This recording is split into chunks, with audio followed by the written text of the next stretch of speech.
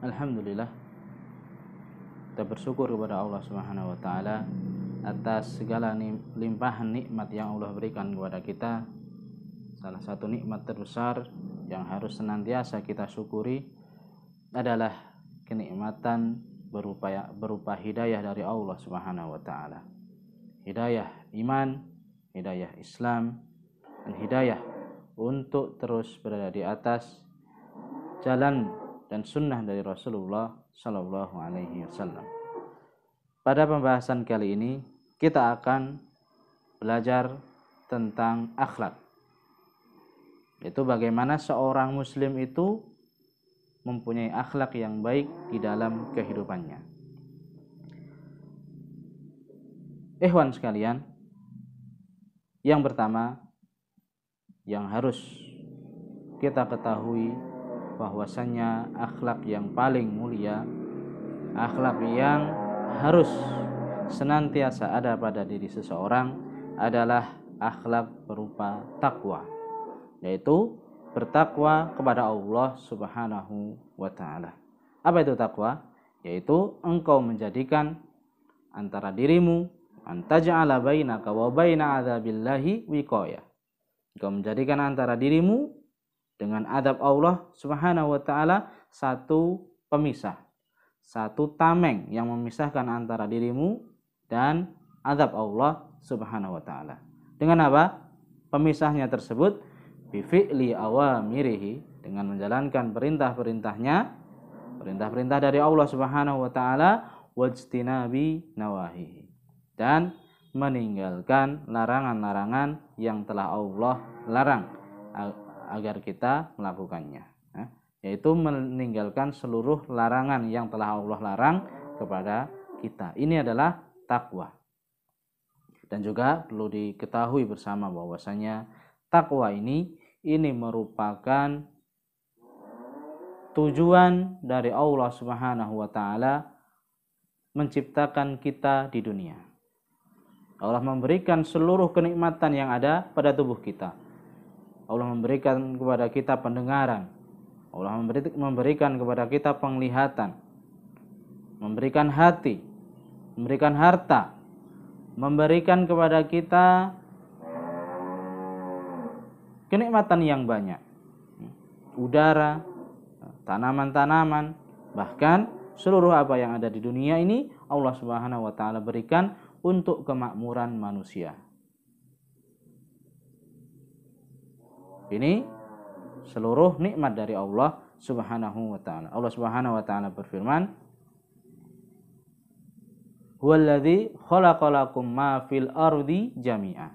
Dialah Allah Subhanahu wa taala yang telah menciptakan segala sesuatu yang ada di bumi ini, lakum, adalah untuk kalian, untuk manusia. Nah, ini yang pertama, takwa. Dan perlu diingat, takwa ini adalah tujuan dari Allah menciptakan kita. Allah Subhanahu wa taala berfirman, "Wallahu akhrajakum min butuni ummahatikum la ta'lamuna syai'a." Allah Subhanahu wa taala mengeluarkan kalian, melahirkan kalian dari perut-perut ibu kalian, seluruh kita. Kita dilahirkan dari ibu kita ke dunia ini. La ta'lamuna syai'a. Kalian tidak mempunyai ilmu sedikit pun. Kalian tidak mempunyai pengetahuan. Wa ja'ala lakumus sam'a. Kemudian Allah Subhanahu wa taala menjadikan kepada kalian pendengaran. Wal absara, dan penglihatan. Wal afidah, dan Allah juga membekali kita hati. La'allakum tashkurun. Tujuannya apa? Yaitu agar kalian bersyukur kepada Allah Subhanahu wa taala. Dan ingat, bentuk syukur yang paling tinggi adalah dengan bertakwa kepada Allah Subhanahu wa taala. Dalilnya yaitu seperti dalil tentang puasa Ramadan, seperti yang kita lakukan sekarang ini. Allah Subhanahu wa taala mengatakan, kutiba alaikumusiyam kama kutiba alal ladzina min qablikum la'allakum tattaqun. Ya ayyuhalladzina amanu, wahai orang-orang yang beriman, diwajibkan atas kalian untuk berpuasa. Sebagaimana puasa itu juga diwajibkan atas umat-umat terdahulu. Apa tujuannya? La'allakum tattaqun, agar kalian bertakwa kepada Allah Subhanahu wa taala. Kemudian ayat selanjutnya dalam pembahasan ini Allah menyebutkan tentang permasalahan puasa. Kemudian di akhir pembahasan Allah menyatakan la'allakum tashkurun. Seluruh rangkaian masalah puasa itu tadi, itu tujuannya adalah agar kalian bersyukur kepada Allah Subhanahu wa ta'ala. Dari sini dapat kita ambil faedah bahwasannya syukur kita yang benar, syukur kita kepada Allah Subhanahu wa ta'ala atas seluruh nikmat yang diberikan kepada kita adalah dengan kita bertakwa kepada Allah Subhanahu wa ta'ala, mengamalkan perintah-perintah Allah Subhanahu wa ta'ala dan menjauhi larangan-larangannya. Sehingga Rasulullah Shallallahu alaihi wasallam beliau bersabda, "Ittaqillaha haitsu ma kunta." Rasulullah Shallallahu alaihi wasallam bersabda, "Bertakwalah kalian kepada Allah haitsu ma kunta." Dimanapun, dalam keadaan apapun dan kapanpun kalian berada. Wa atbi'is sayyi'atal hasanata tamhuha, dan ikutilah keburukan dengan kebaikan, niscaya kebaikan akan menghapuskan keburukan tersebut. Wa khaliqin nasa bi khuluqin hasanin, dan bergaulah dengan manusia dengan akhlak yang baik, akhlak yang mulia. Dari hadis ini dapat kita ambil kesimpulan bahwasannya Rasulullah Shallallahu alaihi wasallam memerintahkan kita untuk senantiasa bertakwa. Dan tidak ada perintah dari Rasulullah Shallallahu alaihi wasallam untuk beramal dalam keadaan apapun, dalam kondisi apapun, dan dimanapun tempatnya untuk terus mengamalkannya kecuali hanya takwa kepada Allah Subhanahu wa ta'ala. Sholat misalkan, ada waktu khusus. Kemudian puasa, ada waktu khususnya. Tidak setiap keadaan harus berpuasa, harus sholat. Tetapi dalam masalah takwa, Rasulullah Shallallahu alaihi wasallam menekankan kepada kita bahwasanya dimanapun, dalam keadaan apapun, baik ramai ataupun mungkin sendirian, terus seorang itu harus takwa ada pada dirinya. Tidak boleh seorang lepas dari ibadah yang namanya takwa. Inilah pentingnya takwa, yaitu terus kita merasa takut kepada Allah Subhanahu wa ta'ala. Kita merasa bahwasanya di sana ada Allah Subhanahu wa ta'ala yang terus melihat kita, mengawasi kita, terus melihat apa yang kita kerjakan. Sehingga ketika kita mempunyai ketakwaan tersebut, kita akan beramal seperti yang Allah perintahkan dan menjauhi larangan-larangan yang telah Allah larang, larangan tersebut kepada kita.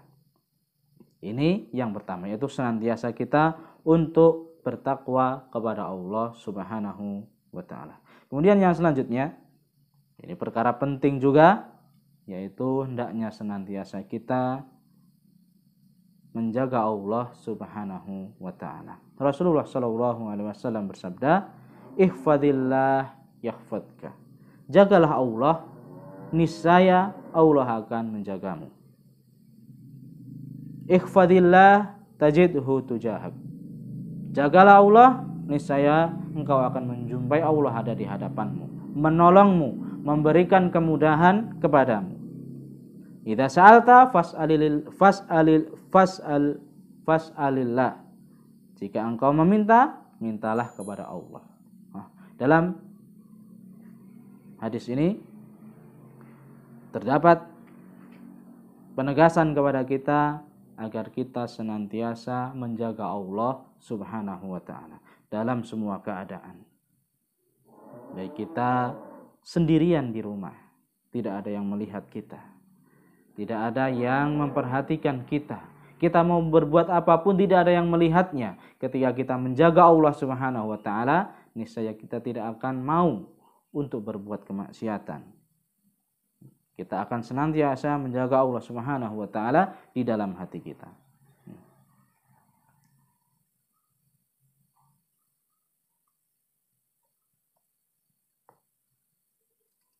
Dan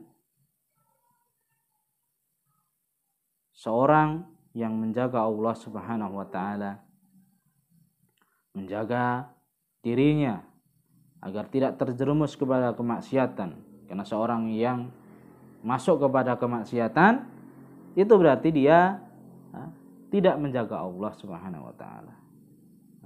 Tidak mengindahkan perintah dari Allah Subhanahu wa taala.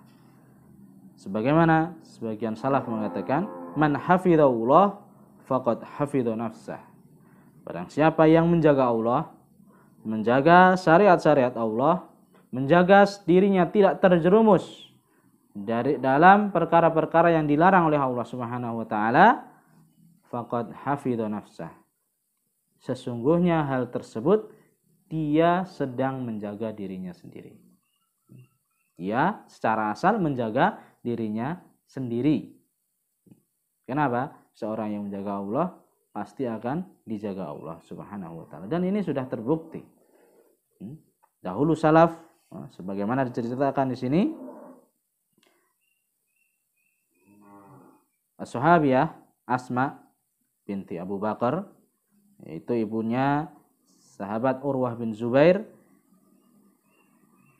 Beliau umurnya sampai 100 tahun, bahkan lebih. Tetapi di umur yang 100 tahun tersebut tidak ada giginya yang tanggal. Giginya masih utuh. Bahkan dia akalnya pun masih cerdas. Akalnya tidak berubah karena mungkin pikun atau mungkin jadi pelupa, terkena penyakit. Kenapa? Seperti itu karena dia menjaga Allah Subhanahu wa taala dalam kehidupannya, dalam seluruh kesehariannya. Dia menjaga Allah Subhanahu wa taala, menjaga syariatnya, menjaga dalam beribadah kepada Allah, menjauhi larangan-larangan yang telah Allah larang kepada kita, kepada manusia. Hal tersebut menjadikan Allah Subhanahu wa taala menjaga sahabiah Asma binti Abu Bakar. Bahkan ketika umurnya sudah lanjut usia lebih dari 100 tahun. Ini ajaib. Kalau bukan penjagaan dari Allah Subhanahu wa taala, mustahil seorang yang umurnya lebih dari 100 tahun giginya tidak rusak, akalnya tidak berkurang, kalau bukan karena penjagaan dari Allah Subhanahu wa taala. Dan banyak lagi kisah-kisah orang-orang yang menjaga Allah, dia pun dijaga oleh Allah Subhanahu wa taala. Ini yang kedua, yaitu yang seharusnya ada pada diri seseorang. Terlebih itu santri.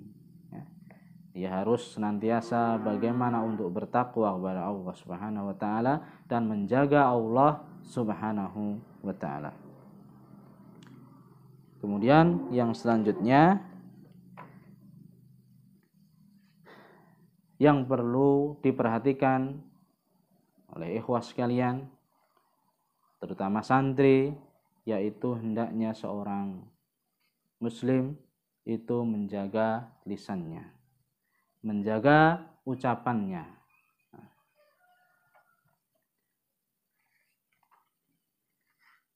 Dalam hadis yang diriwayatkan oleh Imam At-Tirmidzi dengan sanad yang hasan, sahih, Rasulullah sallallahu alaihi wasallam bersabda, "Ala ukhbiruka bimilaki dzalika kulli." Rasulullah sallallahu alaihi wasallam bersabda, "Maukah aku kabarkan kepada kalian terhadap sesemua yang bisa merangkum kebaikan?" Di sini sahabat bertanya tentang hal-hal yang bisa menjadikan seorang masuk ke dalam surga. Kemudian seluruh kebaikan-kebaikan ditanyakan oleh sahabat. Maka Rasulullah bersabda di akhir sabda beliau mengatakan, "Maukah aku tunjukkan suatu yang merangkum seluruh kebaikan yang kalian tanyakan tersebut. Beliau mengatakan, fa akhadha bilisanihi. Maka Rasulullah memegang lisannya, menunjuk apa? Lisannya atau lidahnya. Beliau mengatakan, kuffa alaika hadza. Jagalah oleh kalian apa? Lisan kalian. Ucapan-ucapan kalian. Maka ada sahabat yang berkata, ya Nabi Allah, wa inna lamu'akhaduna bima natakallamu bih. Wahai Rasulullah, apakah kami akan diazab karena lisan-lisan kami? Kata sahabat tersebut. Faqala, maka Rasulullah mengatakan, sakilatka ummuk, celaka engkau. Wa hal yakubun nas ala wujuhihim au qala ala manakhirihim illa hasaidu alsinatihim. Bukankah manusia itu mereka diseret di atas wajahnya atau diseret di atas dahinya, illa hasaidu alsinatihim, kecuali hal tersebut disebabkan karena hasadnya lisannya, hasadnya ucapannya, buruknya lisannya ketika dia mengucapkan kalimat pedas, kalimat tidak disaring terlebih dahulu, itu menyebabkan seorang diadab, diseret menuju neraka di atas wajahnya atau di atas dahinya, kemudian dilemparkan ke dalam neraka. Ini sebabnya apa? Karena lisannya. Seorang yang tidak menjaga lisannya. Oleh karena itu, dalam hadis yang lain Rasulullah SAW bersabda, man kana yu'minu billahi wal yaumil akhir falyakul khairan aw liyasmut. Kata Rasulullah SAW, barang siapa yang beriman kepada Allah Subhanahu wa taala dan beriman kepada hari akhir, falyakul khairan aw liyasmut. Hendaknya dia berkata dengan perkataan yang baik. Aw liyasmut. Jika dia tidak mampu berkata yang baik, liyasmut, hendaknya dia diam saja. Jangan ngomong. Jangan memperbanyak omongan ketika dia tidak mampu untuk mengatakan perkataan-perkataan yang baik. Atau mungkin perkataan yang sia-sia. Min husni islamil mar'i tarkuhu ma la ya'ni. Termasuk dari kebaikan keimanan seseorang adalah dia meninggalkan hal-hal yang sia-sia, ucapan yang sia-sia. Tidak ada kebaikan dalam ucapan tersebut, lebih baik dia tinggalkan. Ini termasuk dari kebaikan Islam seseorang, kebaikan iman seseorang, yaitu meninggalkan hal yang tidak bermanfaat. Oleh karena itu, jaga lisan kita. Jangan sampai hal yang kita tidak anggap, hanya ucapan saja, hanya perkataan saja sedikit, ternyata dengan ucapan yang dia ucapkan tersebut, itu menjadikan dia dilempar ke dalam neraka. Seorang tidak memperhatikan ucapannya, tidak memperhatikan apa yang keluar dari lisannya, baik atau buruk, ternyata hal tersebut menjadikan dia diazab oleh Allah Subhanahu wa taala. Wal iyadu billah. Banyak dari perkataan salafun saleh tentang hendaknya seorang menjaga lisannya. Sebagaimana sahabat Umar bin Khattab, beliau mengatakan, man kathura kalamuhu kathura saqatu. Barang siapa yang banyak bicaranya, banyak perkataannya, banyak omongnya, kathura saqatuhu, niscaya akan banyak pula kesalahannya. Jatuhnya dia dalam kesalahannya juga lebih banyak. Wa man kathura saqatuhu kathurat dzunubuh. Dan barang siapa yang banyak salahnya, banyak terjerumus pada kesalahan, kathurat dzunubuh, niscaya akan menumpuk pula dosanya. Wa man kathurat dzunubuh, dan barang siapa yang sudah menumpuk dosanya, banyak dosanya, kanatin naru aula bihi, maka apa yang pantas bagi dia? Neraka. Wal iyadu billah. Karena itu hendaknya kita jaga kita. Sedikit ucapan lebih baik daripada banyak ucapan yang sia-sia atau bahkan ucapan yang menjerumuskan ke dalam neraka. Lebih baik diam sedikit, gunakan waktu kita untuk hal-hal yang lebih bermanfaat daripada banyak omong.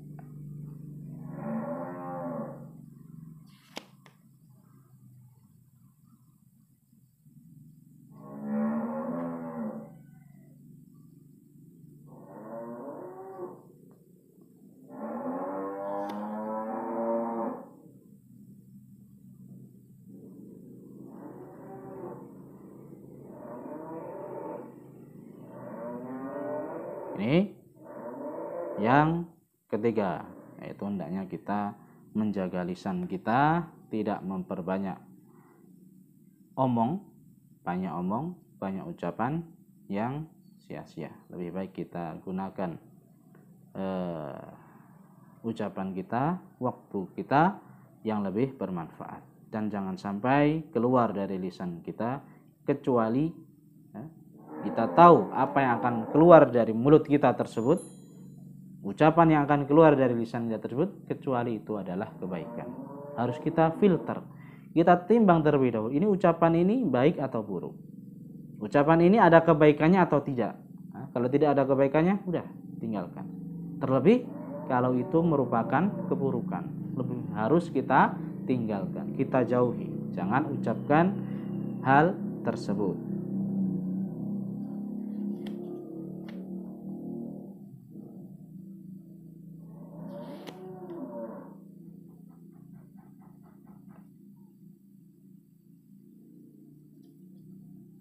Ini yang ketiga. Kemudian yang selanjutnya yaitu hendaknya kita terus memaksa diri kita untuk terus berada di atas ketaatan kepada Allah Subhanahu wa taala. Jangan sampai kelemahan mengalahkan kita. Jangan sampai semangat kita berkurang dalam hal ketaatan kepada Allah Subhanahu wa taala.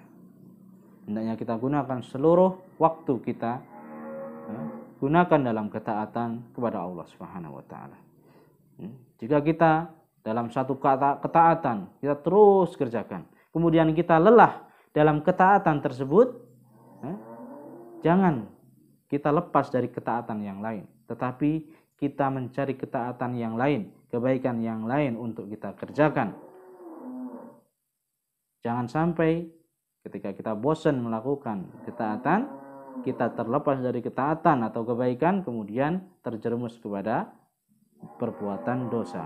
Tapi ketika kita melakukan kebaikan, dan kita sudah merasa bosan melakukan kebaikan tersebut, pindah dengan kebaikan yang lain. Misalkan kita banyak membaca Al-Quran, kemudian lelah menghalangi kita.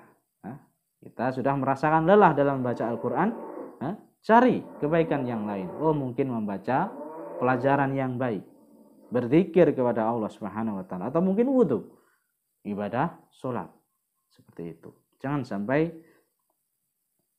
lelahnya kita itu diberikan kepada hal-hal yang tidak bermanfaat. Lelah kita kepada bermaksiat kepada Allah Subhanahu wa taala. Karena lelah akan hilang dan kebaikan akan tetap ada sampai hari kiamat. Akan kita dapatkan kelak di akhirat. Tentunya dengan balasan dari Allah Subhanahu wa taala, dengan balasan kebaikan. Dan sebaliknya, seorang yang dia beramal dengan amalan-amalan keburukan, lelah pasti. Tidak mungkin seorang lepas dari kelelahan. Baik perbuatan kebaikan ataupun keburukan sama-sama lelah. Tetapi lelahnya akan hilang dan dosa yang dia lakukan akan senantiasa ada, akan dia bawa sampai kelak berhadapan dengan Allah Subhanahu wa taala. Wal iyadu billah. Kita hindari diri kita untuk bermaksiat kepada Allah Subhanahu wa taala. Gunakan seluruh umur kita, seluruh waktu kita untuk beribadah kepada Allah Subhanahu wa taala. Jangan lepas dari kebaikan kepada Allah Subhanahu wa taala. Bosan melakukan kebaikan, lakukan kebaikan yang lain. Bosan lagi, cari kebaikan yang lain. Cari kebaikan yang lain. Karena kebaikan banyak sekali yang belum kita kerjakan, yang hendaknya kita maksimalkan dalam seluruh umur kita untuk senantiasa di atas kebaikan kepada Allah Subhanahu wa taala. Ini hal-hal yang kita sampaikan. Yang pertama, poin terpenting yaitu hendaknya senantiasa kita bertakwa kepada Allah Subhanahu wa taala. Dan takwa ini tidak bisa didapatkan langsung, tetapi hendaknya kita belajar dan mengilmui agama Islam ini dari Rasulullah Shallallahu Alaihi Wasallam. Ilmu yang benar harus kita ilmui. Kemudian yang kedua, yaitu hendaknya kita menjaga Allah Subhanahu wa taala. Karena dengan kita muraqabah, merasa diawasi oleh Allah Subhanahu wa taala, kita akan terus bagaimana hidup kita ini di atas kebaikan.